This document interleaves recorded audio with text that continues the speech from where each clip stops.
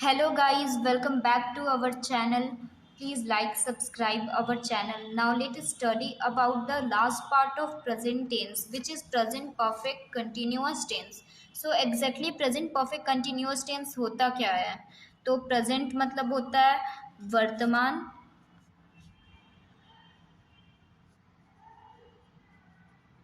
perfect मतलब होता है पूर्ण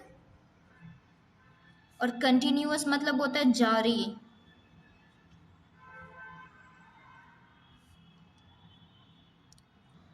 तो इससे एक डेफिनेशन बन जाता है, वर्तमान में जिसकी क्रिया पूर्णता की ओर जारी हो उसे प्रेजेंट परफेक्ट कंटिन्यूअस टेंस कहते हैं। ठीक है, तो प्रेजेंट परफेक्ट कंटिन्यूअस टेंस का जो भी स्ट्रक्चर होता है वो कहाँ यूज होगा, ठीक है, ये पॉइंट की बात है। तो हम लोग कोई भी हिंदी का सेंटेंसेस ले लेते हैं, उसको इंग्लिश में ट्रांसलेट करते हैं। तो इसको समझने के लिए पहले हम इसका हिंदी का फॉर्मूला लिखते हैं। ठीक है, तो प्रेजेंट परफेक्ट कंटिन्यूअस के लास्ट में, किसी भी सेंटेंसेस के लास्ट में रहा है, रही है,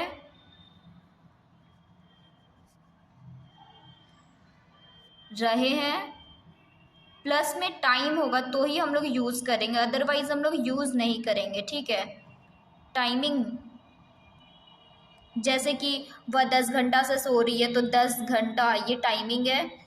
तो इसके साथ हम लोग ना दो चीज़ और यूज़ करते हैं, फोर और सिंस। तो फोर कहाँ कहाँ यूज़ किया जाएगा और सिंस कहाँ यूज़ किया जाएगा, ये पॉइंट वाली बात है। ठीक है, तो पहले हम स्ट्रक्चर लिखते हैं इसका। ये असर्टिव सेंटेंस का स्ट्रक्चर है। तो स्ट्रक्चर ये हो जाता है, subject plus has have plus been plus V four plus since या फोर प्लस ऑब्जेक्ट। तो सिंस और फोर क्या कहाँ यूज़ किया जाएगा, तो देखो टाइम, टाइम दो प्रकार का होता है, एक पॉइंट ऑफ टाइम होता है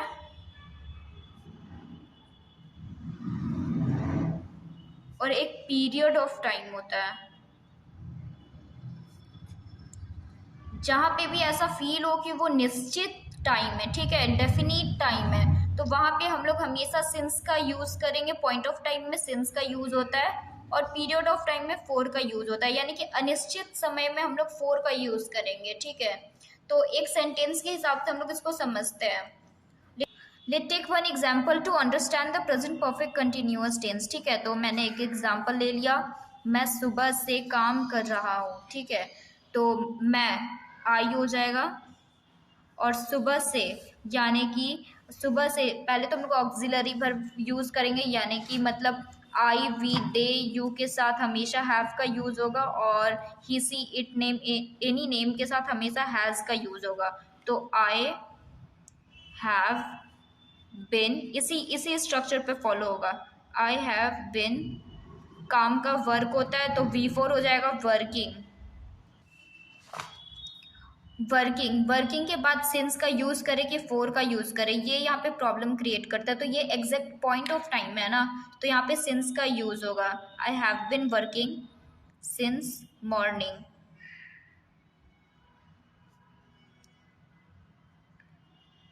अब नेगेटिव सेंटेंस बनाएंगे तो हैव के बाद नॉट लगा देंगे। Therefore I have not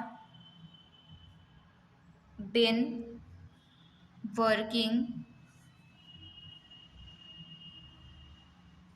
since morning. मैं सुबह से काम नहीं कर रही हूँ। I have not been working since morning. अब येस नो इंट्रोगेटिव बनाएंगे तो हैव को पहले रख देंगे। तो येस नो इंट्रोगेटिव का स्ट्रक्चर हो जाएगा has have plus subject plus been plus V four plus since या for plus object plus interrogation mark. ठीक है, तो हैव आई बिन वर्किंग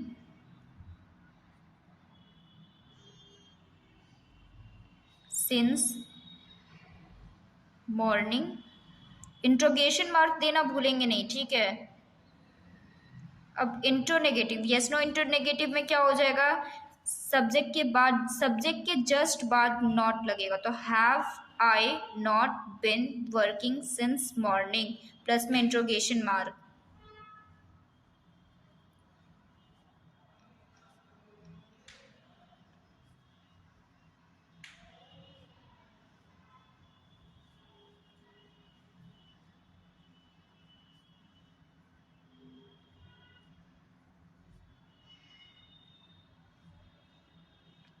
अब बात आता है WH इंट्रोगेटिव की, ठीक है। तो WH interrogative already I have told in first part second part that कि हम लोग हमेशा इंट्रोगेटिव सेंटेंसेस के पहले अगर WH कोई भी वर्ड लगा देंगे तो वो WH इंट्रोगेटिव बन जाएगा, ठीक है।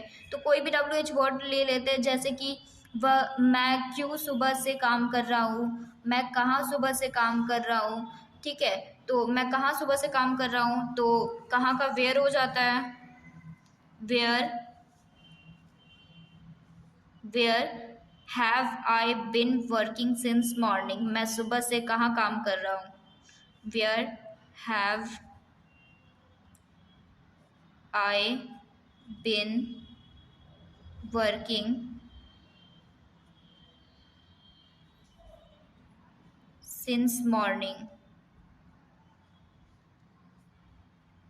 प्लस में इंट्रोगेशन मार्क देना भूलना नहीं है।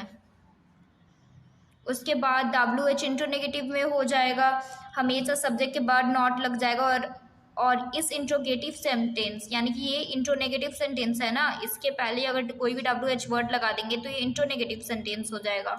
तो where have I not been working since morning.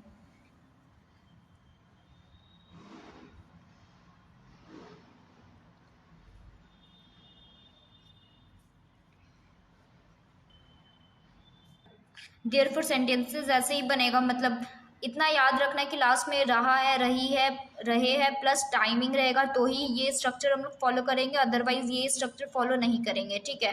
Point of time, period of time हमेशा याद रखना है कि सिंस और फॉर का कहाँ यूज़ किया जाएगा, और ऐसे ही सारा सेंटेंसेस बनेगा।